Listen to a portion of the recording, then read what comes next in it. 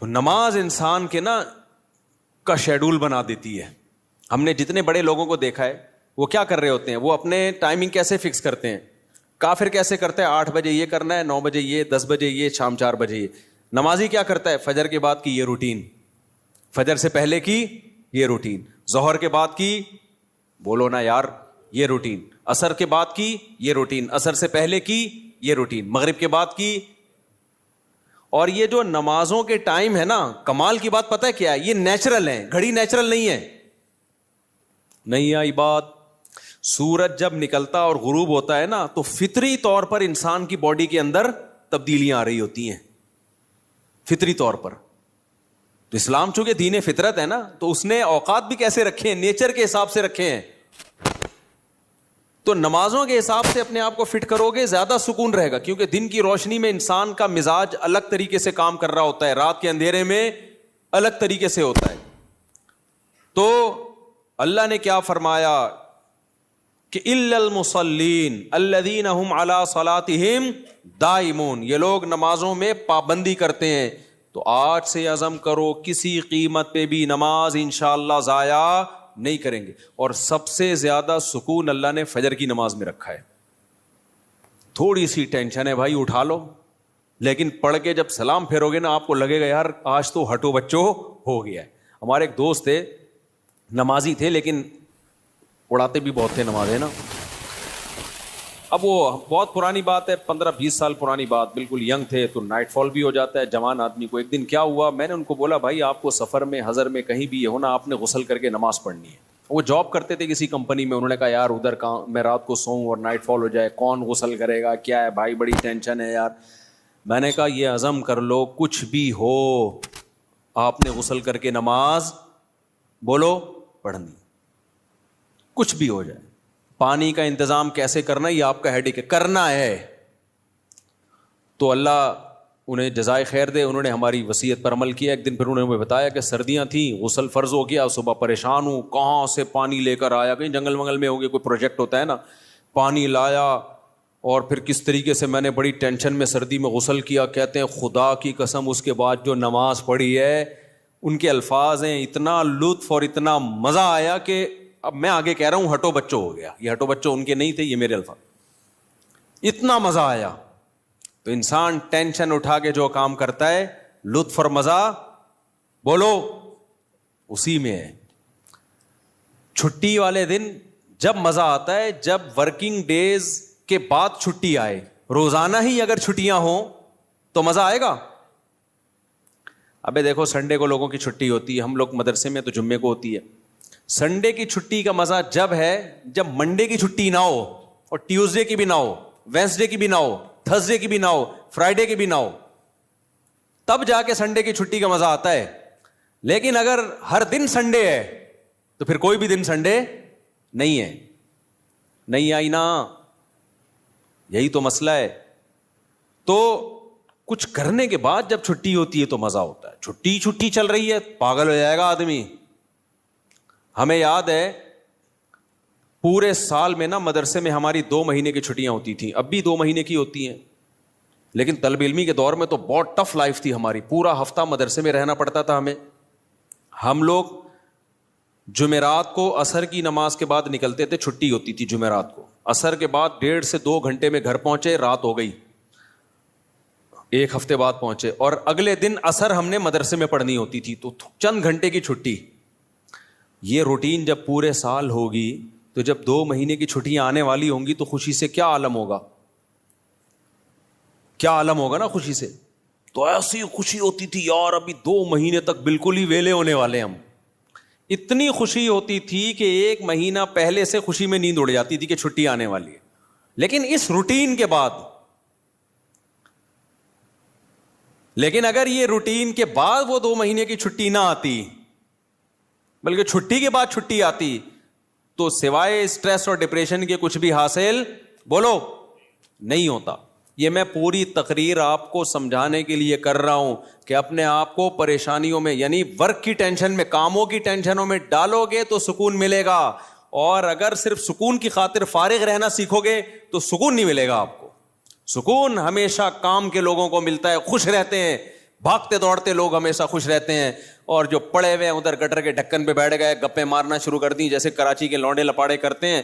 یہی ہو رہا ہے, بیٹھے تو اٹھ ہی نہیں رہے, نہ نماز کے ٹائم پہ اٹھ کے جا رہے ہیں, کچھ بھی نہیں, بیٹھے ہیں. آپ کیا کر رہا ہے, پان سے ایک پیک نکال کے ادھر پھینکی, پھر اٹھ کے گھر گیا, وہاں تھوڑی سی ابا سے صلواتیں سنی, سو رہا ہے تو پھر ٹک ٹاک پہ لگ گیا, لگے پوری رات گزر گئی, پھر اپنی مرضی سے سو گیا, پھر اٹھ گیا, پھر جب سوتے سوتے تھک گیا تو اٹھ گیا. تھک گیا تو کیا ہو گیا, اڑ گیا. اب کیا کریں, وہی کریں جو کل کیا تھا, دوبارہ سے اسی ڈھکن پہ جا کے بیٹھو. ہو سکتا ہے 2-4 بیوقوف ابھی بھی وہیں بیٹھے ہوئے ہو, پھر دوبارہ ڈھکن پہ جا. گٹر کے ڈھکن تو جو چوری ہونے سے بچ گئے ہیں نا, وہ یہی والے ڈھکن ہیں جن پہ لوگ آ کے بیٹھتے ہیں, باقی تو سارے چوری ہو گئے. اب حضرت مفتی تقی عثمانی صاحب کی عمر ماشاءاللہ کافی ہو گئی ہے, لیکن صحت عمر کے لحاظ سے بہت اچھی, حالانکہ اتنی بزی اور اتنی ٹف لائف گزاری ہے انہوں نے. 8 گھنٹے مطالعہ کا معمول رہا ہے ایک دور میں, لیکن ہم جب بھی حضرت سے ملتے ہیں حضرت خوش طبع ہیں, تو حضرت بہت خوش مزاج ہیں. حالانکہ اتنا مصروف آدمی تو دیکھنے میں لگتا ہے خوش مزاج ہو ہی نہیں سکتا. جتنے میں نے دیکھے نا مصروف, میرے شیخ حضرت مفتی رشید احمد صاحب بہت بزی رہتے تھے. حضرت تو اتنے بزی تھے, حضرت فرماتے تھے کہ اپنی زندگی کا شیڈول ایسا بنانا چاہیے کہ ایک بوتل میں پانی بھرا ہوا ہے, بوتل میں کیا ہے, پانی بھرا ہوا, اور ڈھکن لگا دیا آپ نے. اب اس میں ایک قطرہ پانی جب جائے گا جب پرانا ایک قطرہ نکلے گا. بات سمجھ میں آ رہی ہے؟ ایک قطرے کی بھی جگہ نہیں ہے. ایک قطرہ جب اس میں جائے گا جب ایک قطرہ پہلے سے اس میں نکالا جائے گا. تو فرمایا اگر یہ قطرہ زیادہ قیمتی ہے تو پرانے قطرے کو نکالو, اس قطرے کو ڈالو. یہ قطرہ پرانے قطرے سے زیادہ قیمتی نہیں ہے تو اسی کو رہنے دو, لیکن ہوگا, ریپلیس ہی ہوگا, نیا آئے گا, پرانا نکلے گا. تو فرماتے تھے کہ اپنے زندگی, اپنے جو 24 گھنٹے کے اوقات کو اس طرح سے بوتل میں پانی کی طرح بھر دو کہ اب آپ کوئی اگر کام کرنا چاہتے ہو تو پرانا کوئی کام ڈسٹرب ہوگا تو پھر نیا کام ہوگا. نہیں آئی بات میرا خیال. جیسے ابھی جو روٹین چل رہی ہے نا پبلک کی, وہی کیا چل رہی ہے, کوئی بھی نیا کام کرنا چاہیں تو کر سکتے ہیں, کیونکہ پرانا کوئی کام کوئی کر ہی نہیں رہے. 10 کام مزید شروع کر سکتے ہیں کیونکہ فارغ ہی فارغ ہیں. جبکہ ہمارے حضرت کا کیا تھا کہ حضرت نے اگر کوئی نیا کام کرنا ہے نا, کوئی بھی, جیسے کسی کتاب کا مطالعہ کرنا ہے تو پہلے سے جو کام ہو رہا ہے نا اس کا ناغہ کرنا پڑے گا. تو پھر اس میں کمپیئر کیا جائے گا کہ پرانا کام زیادہ قیمتی ہے یا نیا کام. یعنی کاموں کا حرج تو ہوگا کیونکہ 24 گھنٹے مصروف ہیں, تو کام کا حرج تو ہوگا, لہذا نئے کام کے لیے ٹائم نہیں ہے. نیا کام اس میں جب داخل ہوگا جب نیا پرانے سے بھی زیادہ امپورٹنٹ ہوگا. مثال کے طور پر 24 گھنٹے آپ کا ایک اسکیجول ہے, ایک شیڈول ہے. اب نیا کام کیا ہے, آپ کی بچی بیمار ہے, ایمرجنسی میں ہاسپٹل لے کے جانا ہے, لیکن آپ کا وہ مطالعے کا ٹائم ہے یا ورزش کا ٹائم ہے یا اور کوئی بزی یا اس جاب کا ٹائم ہے. تو اب آپ کیا کرو گے بھائی, نقصان تو ہوگا, آفس کا ناغہ تو ہوگا, لیکن اب یہ کام ان تمام کاموں سے زیادہ اہم. بچی کی جان تو بچانی ہے نا, یا اپنی جان ہو یا بچی کی جان ہو. تو اس طرح سے ہونا چاہیے. آپ کہہ سکتے ہیں لو بھائی یہ تو زندگی کا مزہ ہی کرکرا ہو جائے گا, 24 گھنٹے اپنے آپ کو ایسا بزی بنا کے رکھو, یہ تو انسان نہیں, یہ تو گدھا ہو گیا نا. میں سمجھا پا رہا ہوں اپنی بات جو میں بیان کر رہا ہوں؟ مجھے لگ رہا ہے آپ کے چہروں سے ایسا لگ رہا ہے کہ شاید میں سمجھا نہیں پا رہا. بھائی آپ کہیں گے کہ ہمیں اپنے آپ کو خوش رہنے کے لیے, شریعت پہ چلنے کے لیے 24 گھنٹے ہمیں اپنے آپ کو کیا رکھنا ہے, بزی رکھنا ہے. تو یہ تو انسان نہیں, یہ کیا ہو گیا بھائی, گدھا. تو گٹر کا ڈھکن کہاں گیا اس میں, تو زندگی کے مزہ ہی کرکرے ہو گئے. تو دیکھو 24 گھنٹے بزی رکھنے کا مطلب یہ نہیں ہے کہ مطالعے میں, پڑھائی میں اور ہر وقت ایسے کاموں میں جس سے تھکاوٹ ہی ہو, بلکہ اس میں تفریح بھی, وہ بھی ضروری کاموں میں داخل ہے. دوستوں سے کبھی کبھار بیٹھ کے گپ شپ بھی ان ضروری کاموں میں, کیونکہ دماغ کو فریش رکھنے کے لیے ضروری ہے کہ کبھی کبھار گٹر کے ڈھکن پہ جا کے بیٹھا کرے, تھوڑا ابے تبے کے ماحول میں دوست احباب سے بات چیت کر لیا کرے, تھوڑا سا ریلیکس رہے گا اور سوسائٹی میں ان رہے گا. کیونکہ جو بالکل سوسائٹی سے کٹ کے بالکل ہی پپو بن جاتے ہیں نا, وہ دنیا میں کسی کام کے نہیں رہتے, وہ کسی کام کے نہیں رہتے دنیا میں.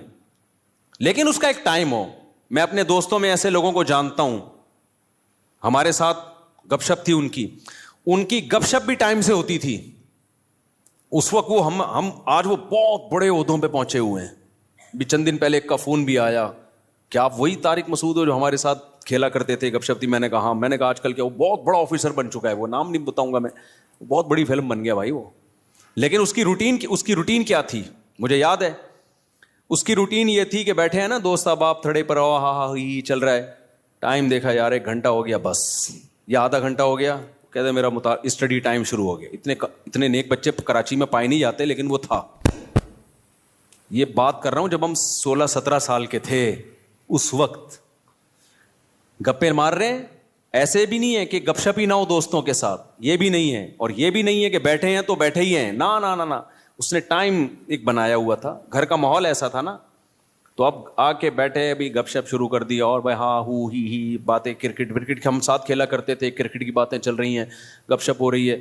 यार मेरा स्टडी टाइम शुरू हो रहा है, मैं जा रहा हूँ। हम कहते थे यार अजीब इंसान है भाई, इतना नेक आदमी, इतना नेक आदमी। तो ये है कि ये नहीं कि आपने दोस्तों की महफिलें बिल्कुल छोड़ दी, गपशप बिल्कुल छोड़ दी, खेल कूद बिल्कुल छोड़ दिया, लेकिन उसको भी अपने शेड्यूल का हिस्सा बनाना है, उसको भी जितना टाइम बनता है उतना देना है।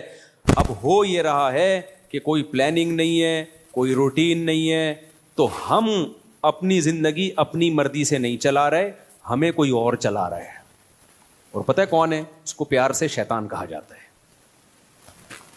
हमें कौन चला रहा है? शैतान बताता है अब उड़ जा, क्योंकि सो सो के अब तू थक गया है। तो हम कहते हैं चलो भाई अब उड़ जाते हैं। शैतान बताता है कि दोबारा सो जा। इतवार को लोग क्या करते हैं छुट्टी वाले दिन? 12 बजे सो के उठेंगे, उसके बाद हलवा पूरी, वो नहीं रश होता, इतना